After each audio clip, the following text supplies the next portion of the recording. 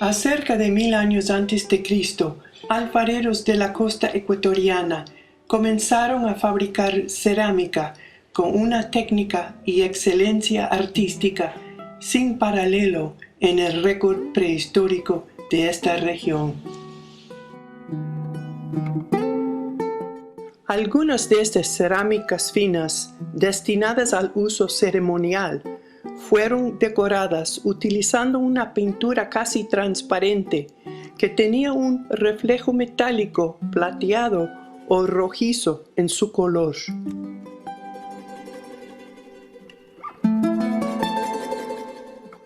Donde apenas se ve el diseño, al girar el tiesto para seleccionar el mejor ángulo de luz incidente, así como sumergiéndolo en agua, le ayudará a que el diseño resalte de su fondo llano.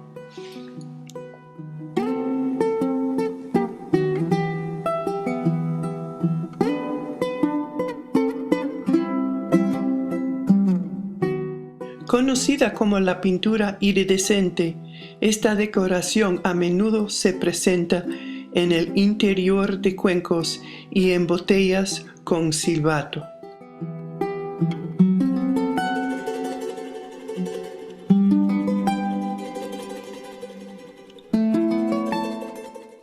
Los diseños de esta pintura se componen de bandas y puntos, los cuales tienen la anchura de la yema del dedo, hechos que sugieren que fueron pintados usando el dedo, lo más probable el dedo índice.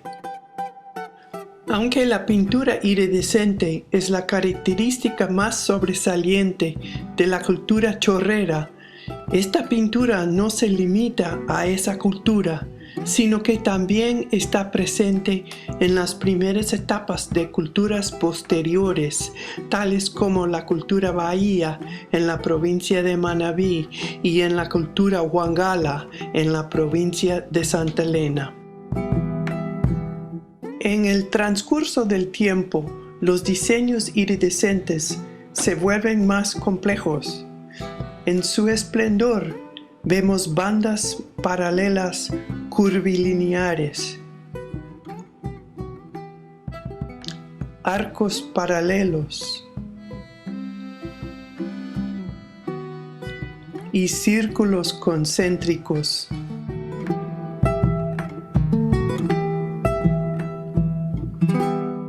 También hay un ejemplo de un diseño en iridescente que cubre un área mayor que la anchura de un dedo. Es evidente que para lograr esto, el área del diseño fue rellenado con varias bandas superpuestas.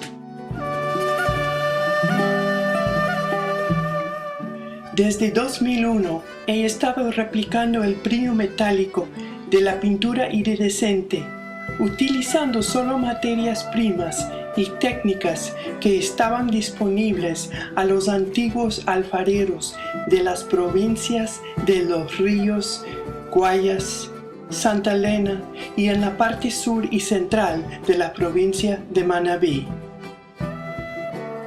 La manera como logro este brillo metálico es novedosa, al menos para los ceramistas modernos, pero me imagino que no para los ceramistas de antaño, que probablemente estaba funcionando con otros paradigmas mentales de cómo se puede utilizar los minerales que se encontraban en sus alrededores. Mi capacidad de replicar el brillo de la pintura iridescente está estrechamente relacionada no solo con la materia prima que utilizo, sino también con la técnica que empleo para pintar.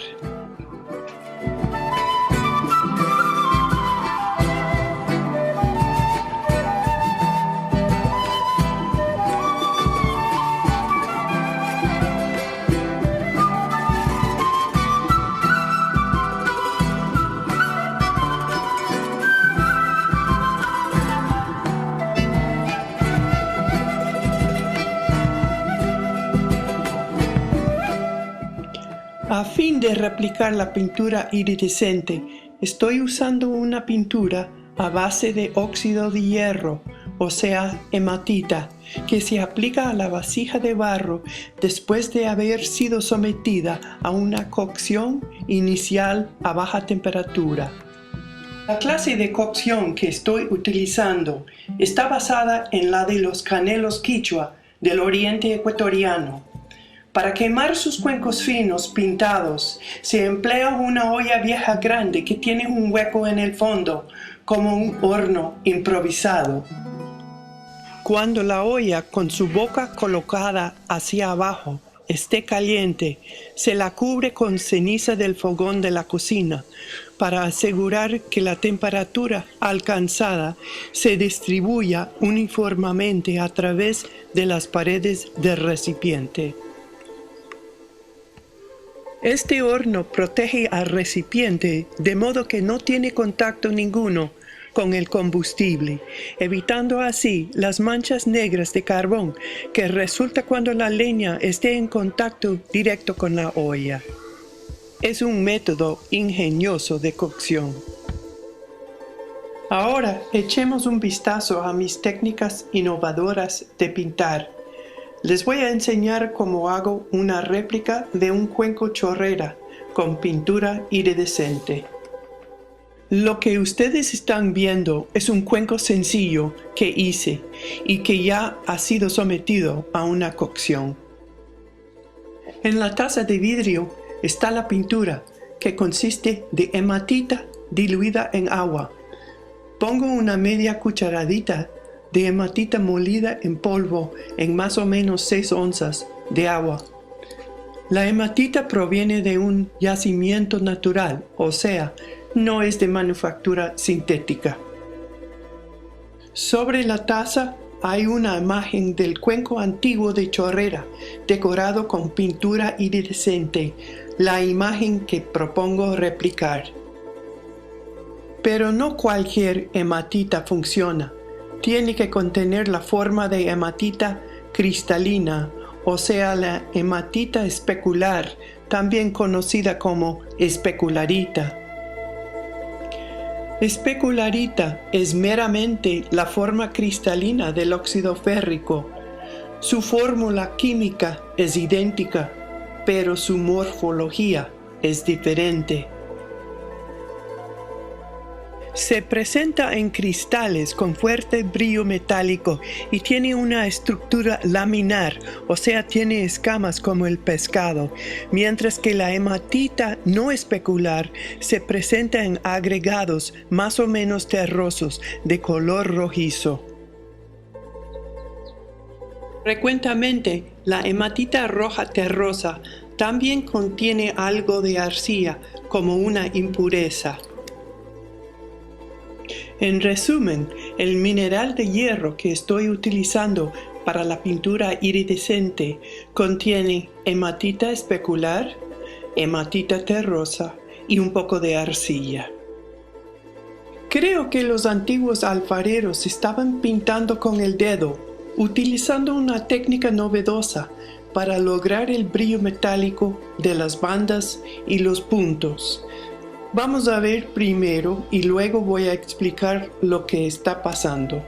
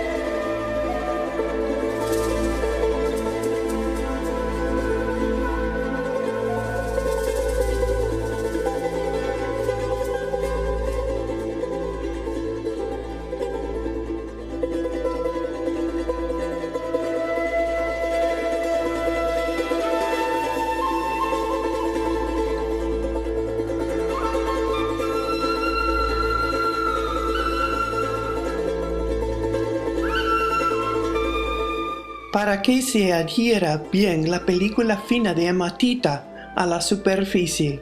El cuenco tiene que estar sometido a una segunda cocción a temperatura más alta.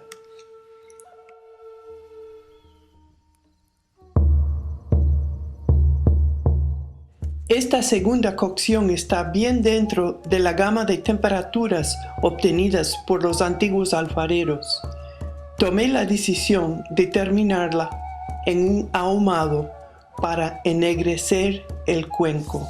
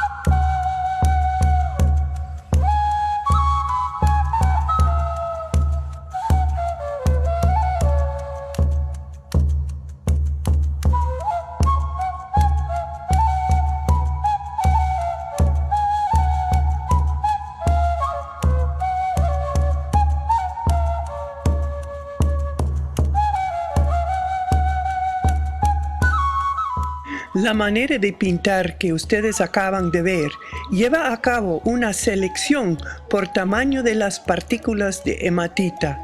Esta selección se realiza en 3 pasos. Es ahí, en estos pasos, donde radica la clave para comprender cómo los antiguos alfareros hubieran logrado el brillo metálico de la pintura iridescente. Primero, meto el dedo índice en el líquido y lo revuelvo bien. Siempre tengo que revolverlo porque las partículas más pesadas de óxido férrico rápidamente se asientan en el fondo de la taza de vidrio. Quiero estar segura de que la gota que se levante con el dedo índice contenga partículas de diversos tamaños.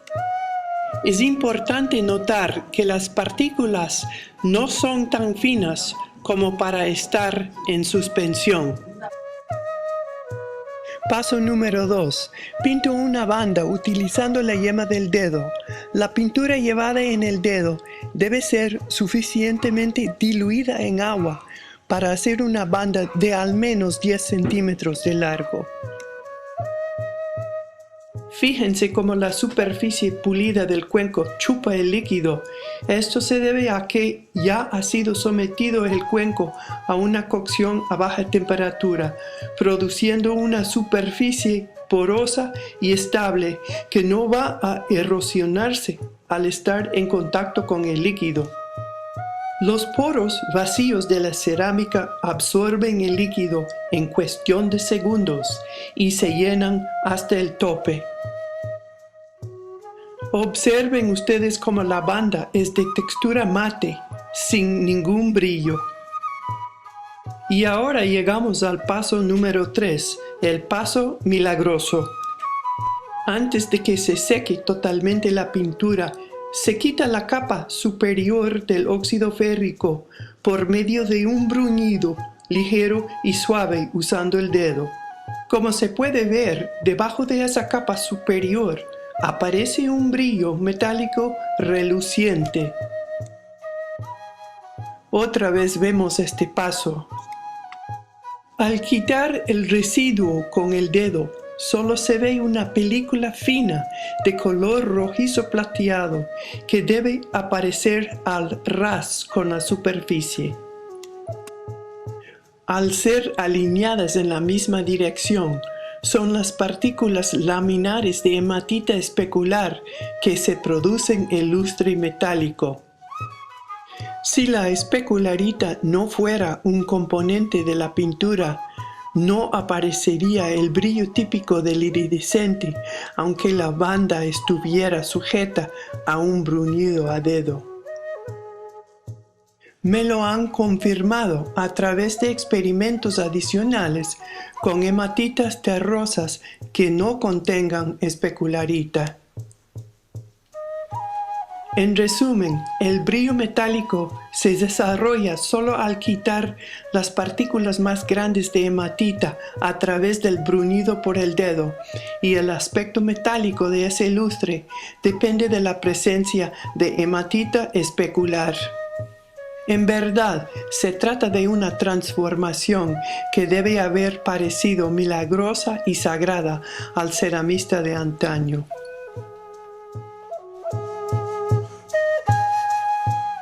Vamos a seguir adelante con un análisis de los puntos.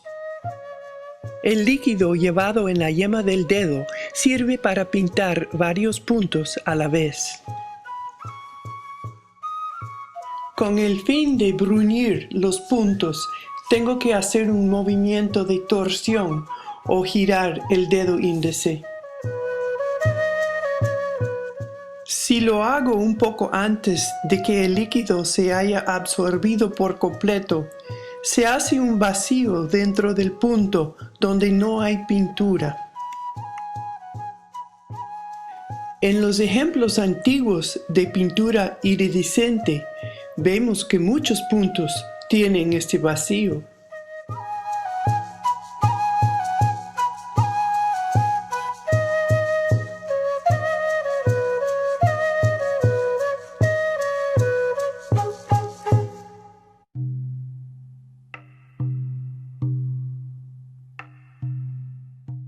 Creo que el antiguo alfarero estaba haciendo varios puntos con la misma gota, aplicándolos en rápida sucesión, muy parecido a lo que estoy haciendo.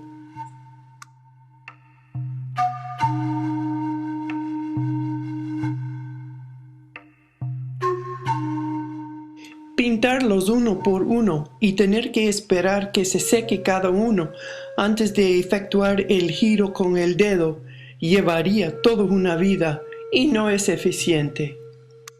Por eso creo que el ceramista antiguo estaba llevando a cabo el movimiento de giro en algunos de los puntos antes de que todo el líquido fuera absorbido en los poros de la vasija.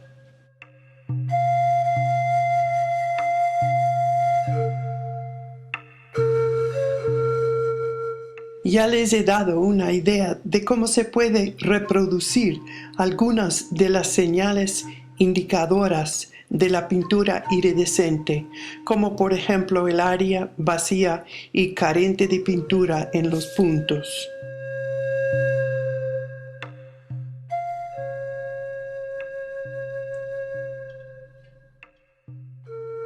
Ahora quisiera informarles más sobre el papel de las quemadas o cocciones de la olla. Ya les he mencionado que la primera cocción se lleva a cabo en un tipo de horno que protege a la olla del contacto directo con el combustible. Pienso que el antiguo alfarero estaba quemando las ollas en una manera similar para proteger el área del diseño, logrando así una superficie estable, porosa y limpia sin manchas, de color claro, sobre la cual pintar, igual como un pintor de cuadros comienza con un lienzo limpio de color neutral.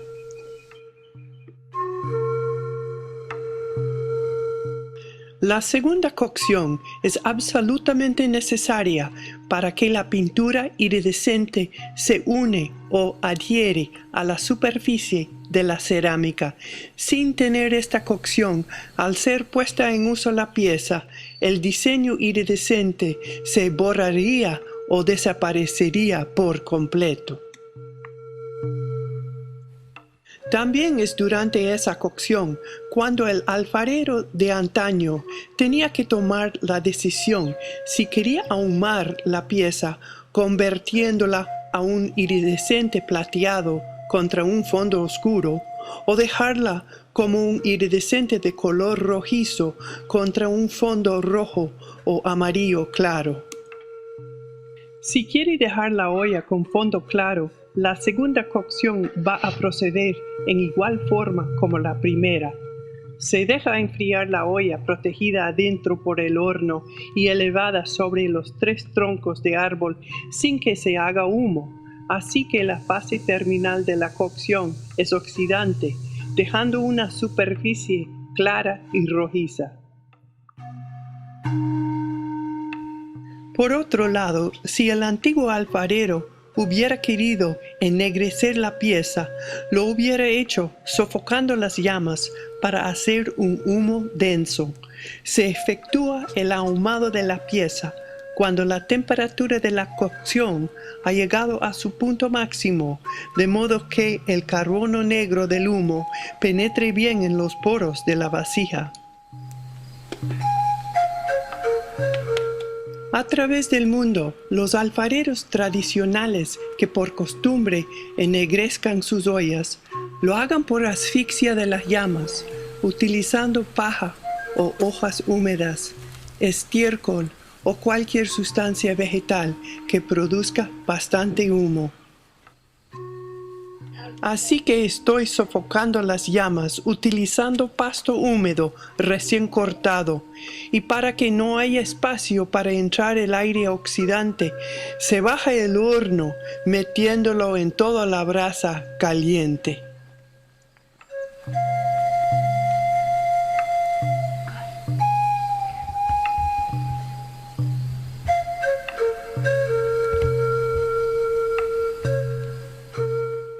Puesto que el horno de barro está enfriándose, la hora de la verdad va llegando. ¿Cómo se quedaría el cuenco? Primero se quita la capa de ceniza, la cual en esta segunda cocción funcionaba para proteger el exterior del cuenco del ahumado. Y voilà, se le ve el interior del cuenco en todo su esplendor.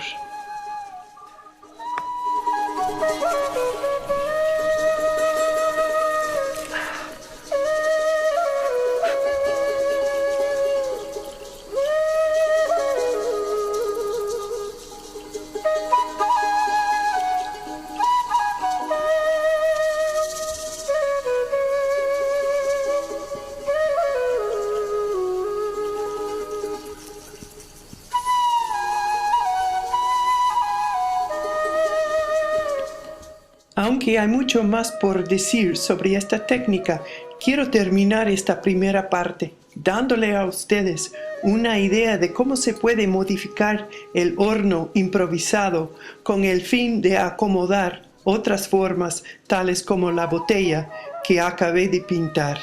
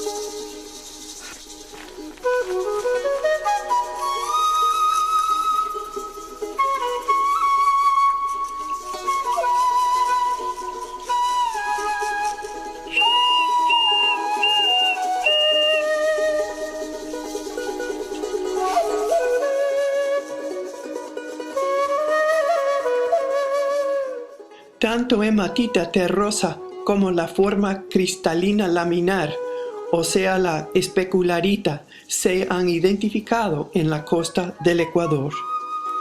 En 1969, la UNESCO publicó una encuesta de minerales metálicos y no metálicos realizada en las provincias de Guayas y Manabí. Ten en cuenta que en aquellos días la actual provincia de Santa Elena fue incluida en la de Guayas. Este estudio, que está en la biblioteca de la ESPOL, notó que la hematita se presenta como afloramientos dispersos y vetas en las rocas ígneas diabásicas que constituyen la cordillera de la costa.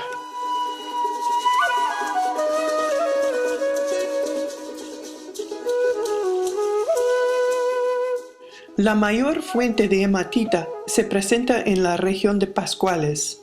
La hematita de esa región se ha explotado comercialmente durante el siglo XX como colorante para ladrillos rojos destinados a proyectos de construcción en la ciudad de Guayaquil. Pero también fue mencionado que en el cerro cerca a Montecristi, Manabí, había pequeños depósitos de hematita junto con algo de manganeso. Es muy significativa que la extensión geográfica de la cordillera Chongón-Colonche se asemeja mucho a la distribución de los sitios arqueológicos donde se encuentra la técnica de pintura iridescente. Aunque no soy el primero en sugerir que la hematita especular estuvo involucrada de alguna manera en la producción de pintura iridescente, de hecho soy la primera en mostrar cómo se hubiera podido usarla y de demostrar a través de experimentos replicativos que se trataba de una técnica de pintura post-cocción. Los adversarios de la tesis de hematita especular dicen que este material es demasiado duro para ser molido en partículas lo suficientemente pequeñas como para ser utilizados como una pintura. Ellos dicen que hubiera sido imposible para los antiguos ceramistas del Ecuador de haberlo molido utilizando los métodos manuales a su disposición. Pues bien, ustedes están viendo con sus propios ojos la refutación de esa tesis. Los adversarios tampoco se ponen en valor el genio creativo del ceramista Chorrera.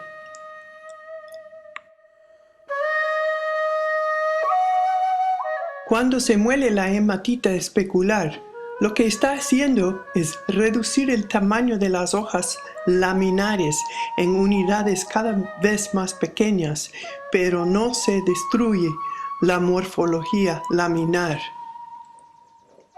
Cada hoja lamelar es muy delgada, solo 5 micrones de profundidad, de manera que se fractura fácilmente con métodos manuales.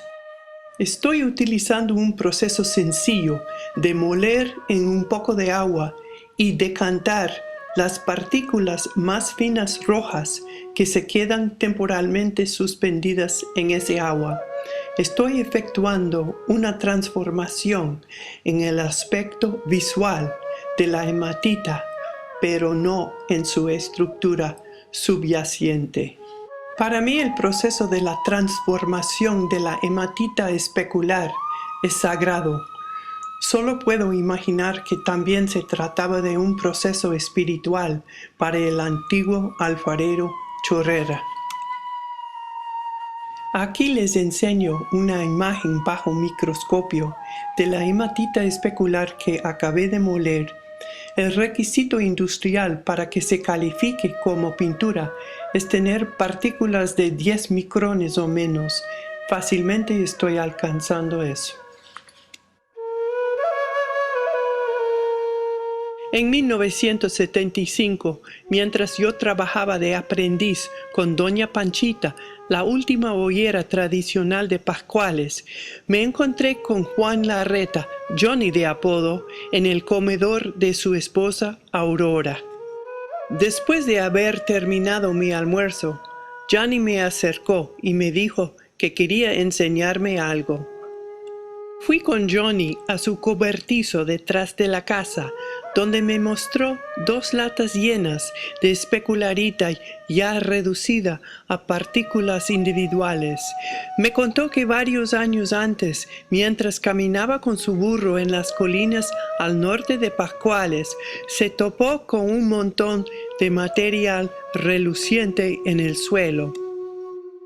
Fue justo debajo de un corte fresco en la loma donde iban a hacer una carretera. Evidentemente la maquinaria pesada de construcción dejó expuesta una veta de especularita.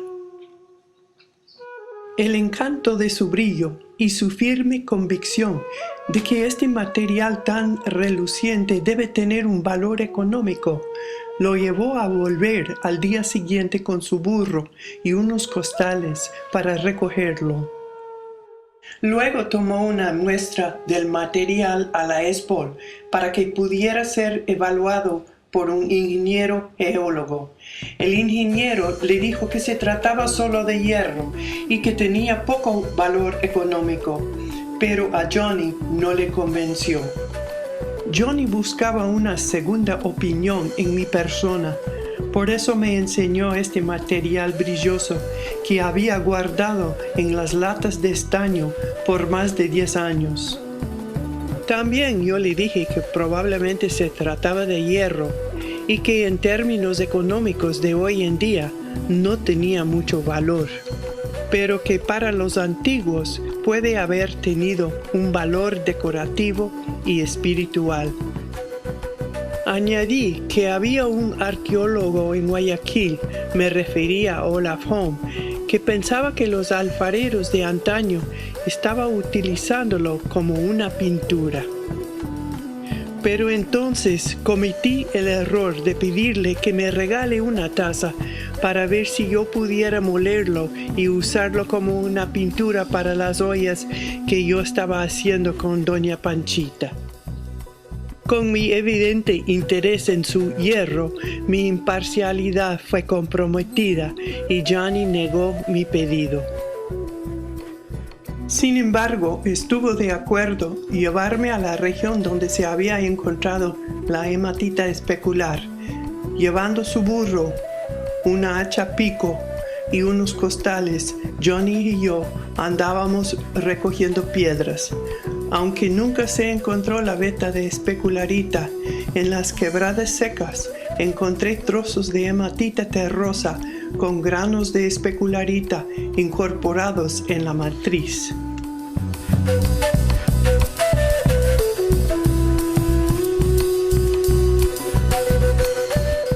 La moraleja de la historia de Johnny tiene que ver con la naturaleza humana. Una naturaleza a sentirse atraídos por algo que brilla y a darle valor. En el mundo antiguo, hematita especular siempre fue considerada como una sustancia sagrada.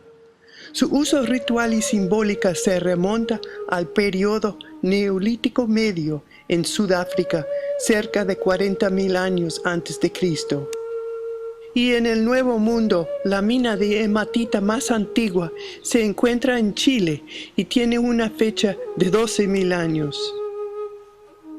Me imagino que la reacción de Johnny frente a un montículo de especularita no fue muy diferente a la del antiguo hombre chorrera. Los antiguos mineros chorrera en sus exploraciones pudieran haber tropezado con un afloramiento o veta de hematita especular, igual como Johnny lo hizo, y se preguntaron cómo podemos utilizar este material tan bello, precioso y sagrado, obviamente un regalo de los dioses. La hematita especular tiene cualidades transformadoras. Al utilizarla para pintar, los propios diseños estaban impregnados de poderes mágicos. Johnny también sabía en una forma intuitiva que la hematita especular tenía valor, solo que el único valor disponible para él fue en términos monetarios y no en términos mágicos religiosos.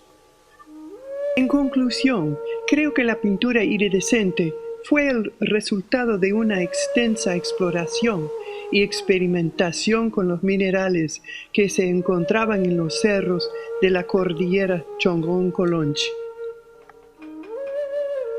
Los mineros de la costa ecuatoriana no tenían que desarrollar técnicas de minería subterránea, ya que la hematita estaba ahí, en la superficie, como material aluvial, listo para tomar y procesar.